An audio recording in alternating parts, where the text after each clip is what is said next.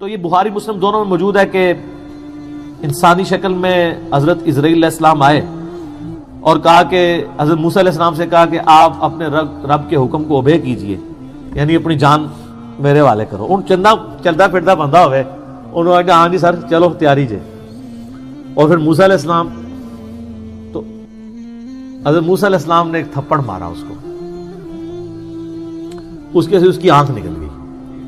اب ظاہر ہے کہ حضرت موسیٰ کے ساتھ تو مس بیہیو نہیں کر سکتا تھا نا، اللہ کا بھیجا ہوا پیغمبر تھا وہ. اور آپ کو پتا ہے یہ چاروں فرشتوں کے پیغمبر ہیں، جبرائیل، میکائیل، اسرافیل اور اسرائیل یعنی ملک الموت علیہم السلام اجمعین. یہ انبیاء کے یعنی فرشتوں کے انبیاء ہیں، اسی وجہ سے یہ انسانوں کے انبیاء کے استاد بھی ہیں، ورنہ نبی کا استاد غیر نبی نہیں ہو سکتا. یہ میں آپ کو لاجیکلی بتا رہا ہوں. تو حضرت جبرائیل علیہ السلام انبیاء میں سے ہیں، فرشتوں کے انبیاء میں سے.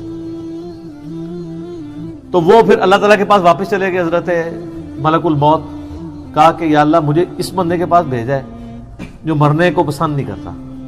مرنے کو تو کوئی بھی نہیں پسند کرتا. تو اللہ تعالیٰ سے انہوں نے ریکویسٹ کی تو اللہ نے ان کی آنکھ ان کو واپس کر دی. یار حضرت اسرائیل علیہ السلام کی آنکھ نکل جائے تو وہ کس سے ملتی ہے؟ اللہ سے.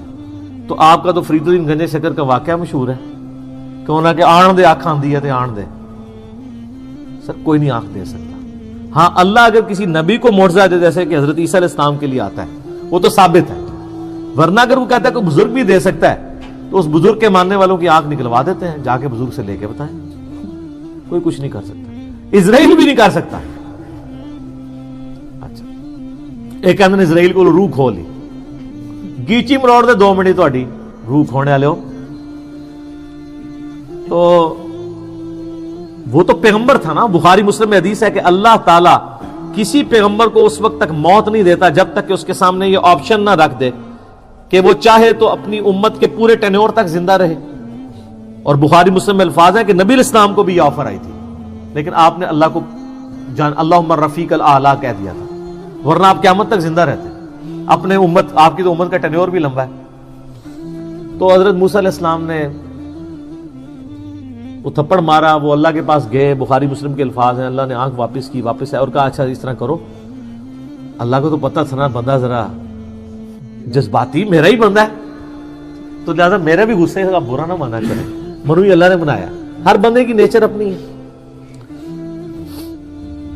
ابو بکر عمر نہیں بن سکتے، عمر ابو بکر نہیں بن سکتے، دونوں کی اپنی نیچرز ہیں.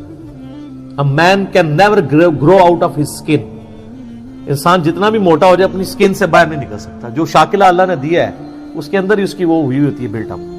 بہرحال اللہ نے فرمایا اچھا موسیٰ سے کہو کہ کسی بیل کی پشت پہ اپنا ہاتھ رکھے، اس کے ہاتھ کے نیچے جتنے بال آ جائیں گے نا اتنے سال اور زندگی بڑھ گئی. سر وہ تو سینکڑوں بال بنتے ہیں. تو حضرت اسرائیل علیہ السلام یہ جب پیکج لے کے آئے نیا کہ حضرت پہلی تے معذرت اون اے پیکج ہے تہاڈی مرضی ہے. دیکھو منی پھر موسیٰ دی گئی ہے، ہونا تو چاہیے تھا کہ جس نے مارا ہے اسے بدلہ لیا جاتا. دیکھو لاڈلا. تو انہوں نے کہا اچھا اتنے سال میں زندہ رہوں پھر کیا ہوگا؟ انہوں نے کہا پھر موت. کل نفس ذائقۃ الموت، ہر ذی روح نے موت کا مزہ تو چکھنا ہے.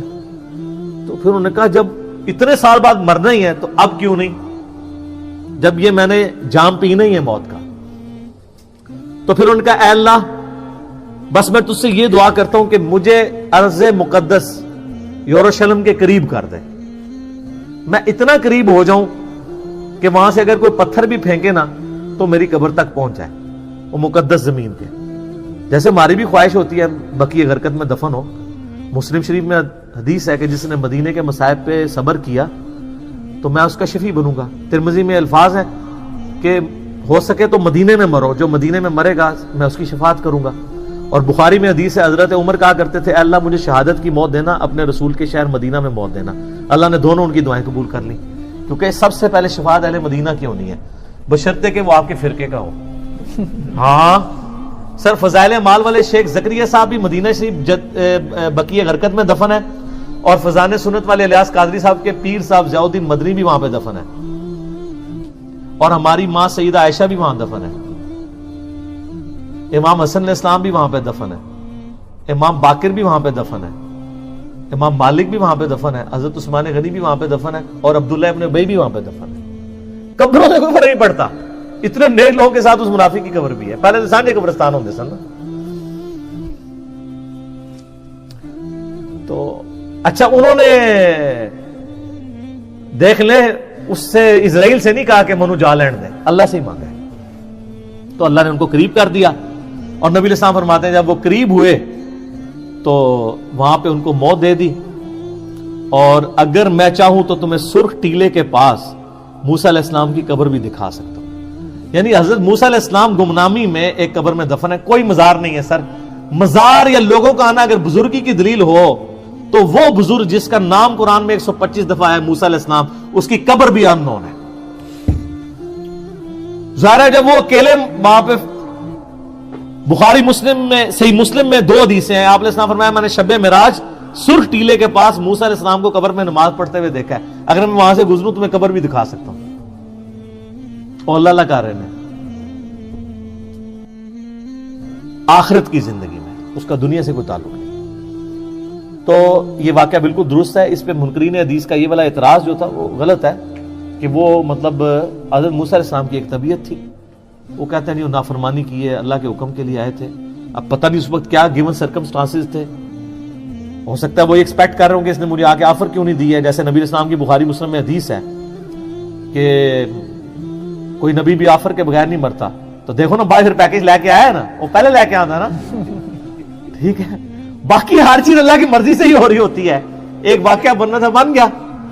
اللہ تعالیٰ نے تھوڑا فرشتوں کو بھی جلال دکھا دیا موسیٰ علیہ السلام کا، تو باقی وہ جب پیکج لے کے آیا تو پھر دیکھیں انہوں نے اس کے ڈیل صحیح طریقے سے کیا۔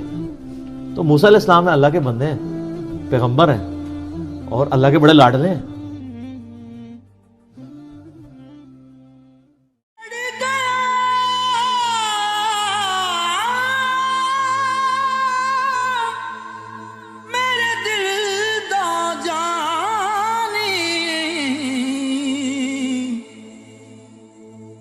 میں ککھوں وانگر رل گئی، پھلاں نال نازک جندڑی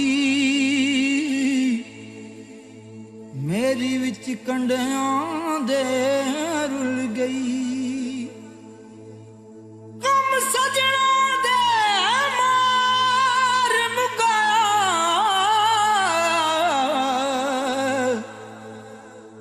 تے میں اتھروں بن کے ڈل گئی، ایک مایا تیری یاد نہ بھلدی،